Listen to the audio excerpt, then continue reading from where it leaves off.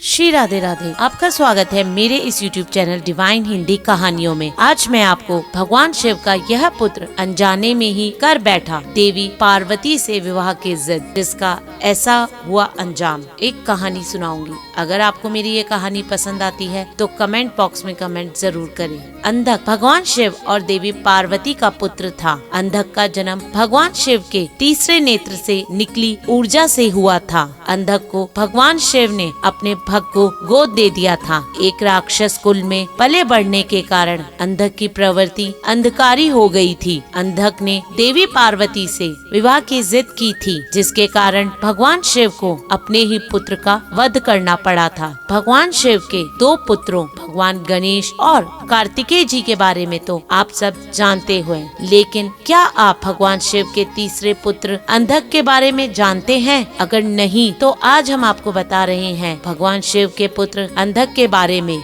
जिसके बारे में बहुत कम लोग जानते हैं। अंधक ने कोई ऐसा पाप कर दिया था जिसके कारण भगवान शिव को अपने ही पुत्र अंधक वध करना पड़ा था। तो सुनते हैं भगवान शिव के पुत्र अंधक की कहानी। वामन पुराण के अनुसार भगवान शिव काशी में ध्यान कर रहे थे, तभी पार्वती जी ने पीछे से आकर उनकी दोनों आंखें ढक दी। देवी के ऐसा करने से पूरी पृथ्वी और ब्रह्मांड में अंधेरा हो गया। तब शिव ने संसार को अंधकार से बचाने के लिए अपना तीसरा नेत्र खोल दिया। तीसरे नेत्र से असीम ऊर्जा निकली, जिससे कि देवी पार्वती को पसीना आ गया और इस पसीने में से एक विकराल बालक का जन्म हुआ। इस बालक को अंधकार ने उत्पन्न होने के कारण अंधक नाम मिला। हिरण्याकश्यप ने पुत्र पाने के लिए शिव की पूजा की थी। इससे खुश होकर महादेव ने उसे अंधक का नाम का पुत्र दिया। अंधक दैत्यों के बीच बड़ा हुआ और बाद में दैत्य राजा बना। समय बीतने के साथ ही अंधक ने अपने साहस और पराक्रम से पूरे संसार पर अपना अधिकार कर लिया। अपनी शक्तियों को बढ़ाने के लिए अंधक ने ब्रह्मा जी की कड़ी तपस्या की और अमर होने का वरदान मांगा, लेकिन ब्रह्मा जी ने इस वरदान को सृष्टि के नियम के विरुद्ध बताया। तब अंधक ने अपनी मृत्यु का ऐसा कठिन मार्ग चुना, जिससे सोचकर अंधक को लगा कि यह होना असंभव है। अंधक अपना जैविक माता पिता के बारे में नहीं जानता था, इसलिए उसने कहा कि यदि अगर वो कभी भी अपनी माता को कुदृष्टि से देखता है तो उसके पिता के हाथों उसका वध होगा। अंधक तीनों लोकों पर विजय पा चुका था। अब उसे